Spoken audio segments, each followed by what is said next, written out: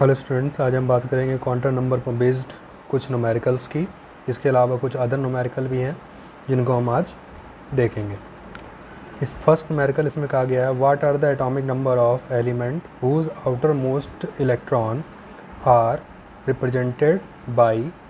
First है आपका 3s1, second है आपका 3p3 2p3 और थर्ड है आपका 3p5। ठीक, कुछ एलिमेंट के या कुछ एटम के उनके आउटर मोस्ट सेल के इलेक्ट्रॉनिक कॉन्फ़िगरेशन आपको दे दिए गए हैं और कह रहा है इस इलेक्ट्रॉनिक कॉन्फ़िगरेशन के बेस पर आप आइडेंटिफाई करो कि उस एलिमेंट का एटॉमिक नंबर क्या होगा जिसके आउटर मोस्ट सेल का जो इलेक्ट्रॉनिक कॉन्फ़िगरेशन है वो क्या है। 3s1 है, सेकंड वाले में 2p3 है और थर्ड वाले में 3p5 है।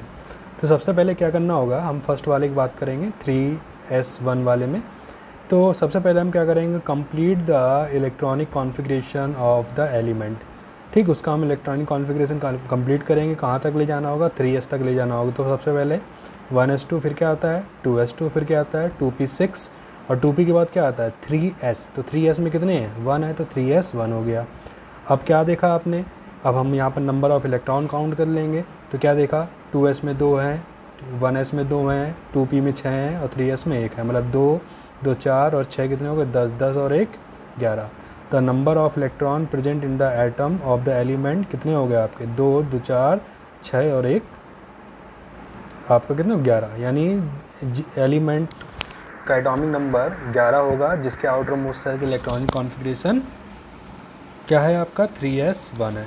ठीक है, सिमिलरली सेकंड वाले में है जो बी पार्ट है जिसमें आउटर मोस्ट इलेक्ट्रॉनिक कॉन्फ़िगरेशन क्या दे दिया है 2p3। तो सबसे पहले आप क्या करोगे, इसको कंप्लीट करो इलेक्ट्रॉनिक कॉन्फ़िगरेशन। तो कैसे करेंगे, 1s2 2s2 और 2p के 2s के बाद क्या आता है 2p और 2p में कितने इलेक्ट्रॉन दिए गए हैं 3। अब इसको आप काउंट कर लो। तो नंबर ऑफ़ इलेक्ट्रॉन 2 + 3 कितने हो गए आपके 7। यानी उस एलिमेंट का एटॉमिक नंबर क्या होगा 7 होगा जिसके आउटर मोस्ट सेल का इलेक्ट्रॉनिक कॉन्फ़िगरेशन 2p3 है। इसी तरह से आप क्या कर लोगे, नेक्स्ट वाला जो आपको सी है, ठीक, जिसमें क्या दिया गया आपको 2p 3p5। तो इलेक्ट्रॉनिक कॉन्फ़िगरेशन करेंगे, कंप्लीट करो 1s2 2s2 2p6 फिर 3s2 3s के बाद क्या आता है 3p और 3p में है कितने 5। नंबर ऑफ़ इलेक्ट्रॉन काउंट करो 2 + 2 + 6 + 2 + 5। ठीक, तो कितने हो गए आपके 10 10 और 2 12 और 5 17। तो इसमें आपने क्या देखा, नंबर ऑफ़ इलेक्ट्रॉन 7 है, यानी इसका एटॉमिक नंबर भी क्या होगा 7 होगा।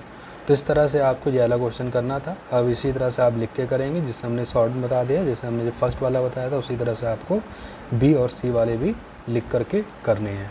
ठीक है, अब हम बढ़ते हैं नेक्स्ट न्यूमेरिकल की तरफ। इसमें क्या गया है, which of the following orbital are possible. इनमें से कौन सी ऑर्बिटल पॉसिबल है, जैसे 1p पॉसिबल है कि नहीं है, 2s पॉसिबल है, 2p पॉसिबल है या 3f पॉसिबल है कि नहीं है। ठीक है, तो इसमें करने का तरीका क्या है, सबसे पहले हमने देखा 1p पॉसिबल है कि नहीं है। ठीक, जैसे हम लोग इलेक्ट्रॉनिक कॉन्फ़िगरेशन करते हैं तो इलेक्ट्रॉन कैसे 1s2 2s2 2p6, तो ऐसे क्या 1p पॉसिबल है, अगर है तो क्यों है और नहीं है तो क्यों है, इसको हमें एक्सप्लेन करना है।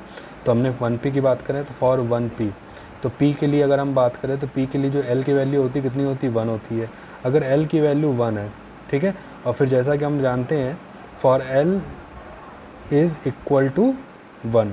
ठीक है, l की वैल्यू 1 है, the minimum value of n कितनी हो जाएगी 2 हो जाएगी। क्यों, क्योंकि जो l की वैल्यू होती है वो 0 से कहाँ तक होती है n-1 होती है। इसका मतलब अगर l की वैल्यू 1 है तो इसका मतलब n की वैल्यू कितनी होनी चाहिए 2 होनी चाहिए, तभी तो आप इसमें रखोगे तो कितना हो जाएगा, यहाँ रखो 0, यहाँ रखोगे 2, तो 2 - 1 कितना आएगा 1, यानी 0 1 यानी 1 पॉसिबल है।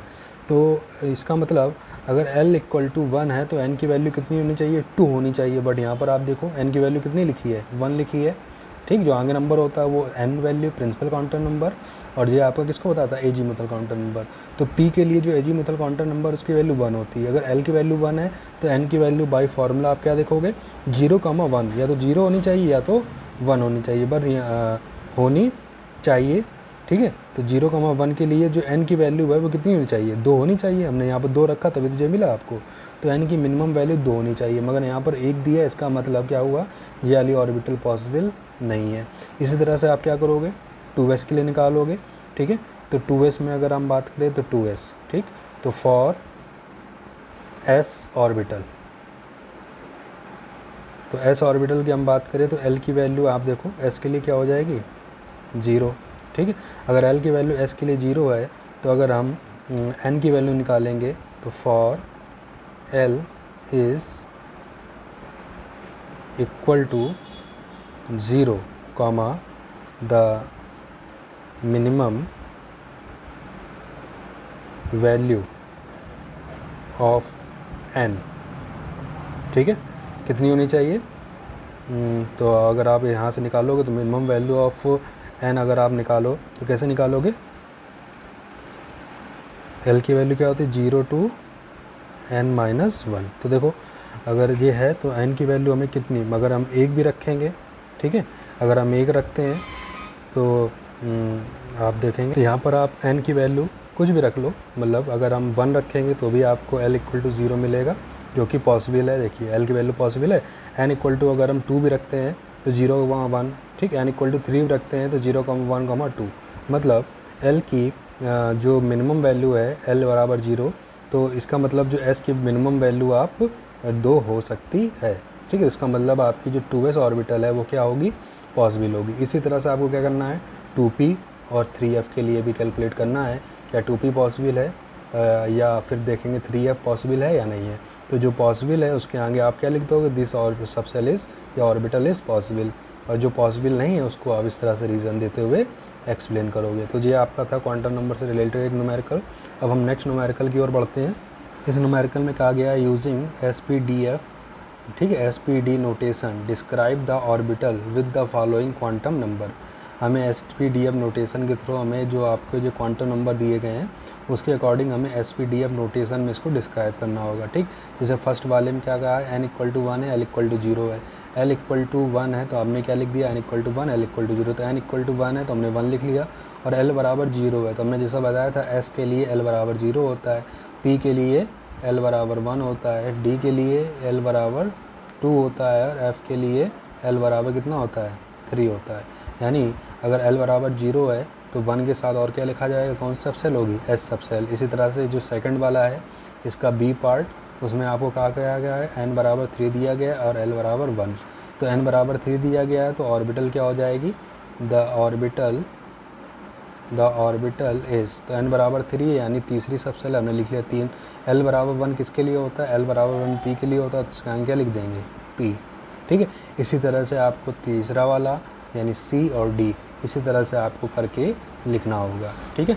अब हम बढ़ते हैं अपने नेक्स्ट न्यूमेरिकल की तरफ। इस न्यूमेरिकल में कहा गया है explain giving reason which of the following set of quantum number are not possible. यहाँ पर आपको कुछ सेट ऑफ क्वांटम नंबर दिए गए यानी n, l, m और s की हमें वैल्यू दी गई है, और इस वैल्यू के अकॉर्डिंग हमें बताना है इनमें से कौन सा सेट पॉसिबल है या नहीं है। तो पहला सेट ऑफ क्वांटम नंबर क्या है, n बराबर 0, l बराबर 0, ml, ठीक, m बराबर 0, ms मतलब स्पिन क्वांटम नंबर बराबर कितना दिया, प्लस हाफ। तो क्या ये सेट पॉसिबल है, तो सेट पॉसिबल नहीं है, क्यों, n की वैल्यू कभी भी 0 नहीं हो सकती, जैसा कि मैंने बताया था n की वैल्यू 1 से लेकर इन्फिनिटी तक हो सकती है, ठीक। n की वैल्यू कभी 0 नहीं हो सकती, तो इसका मतलब first set of quantum number आपका पॉसिबल नहीं है। तो इसको आपको इस तरह से लिख करके बताना होगा, रीज़न देना होगा, the given set of quantum number is not possible. क्यों नहीं possible, because value of principal quantum number can not be 0। Principal quantum number की वैल्यू कभी भी 0 नहीं हो सकती, इसलिए first set of quantum number possible नहीं है। इसी तरह से हम सेकंड वाला देखें। Second set of quantum number में कहा गया है n बराबर 1 दिया है, l बराबर 0 है, ml बराबर 0 है और ms बराबर -12 है। तो देखो n बराबर आपको क्या दिया गया है, 0 दिया गया है। तो चलिए देखते हैं क्या ये set of quantum number possible है या नहीं है। n बराबर अगर 1 है तो n बराबर 1 के लिए l बराबर 0 हो सकता है, क्यों, क्योंकि n बराबर 1 के लिए जो l की वैल्यू है वो 0 to n-1 होगी।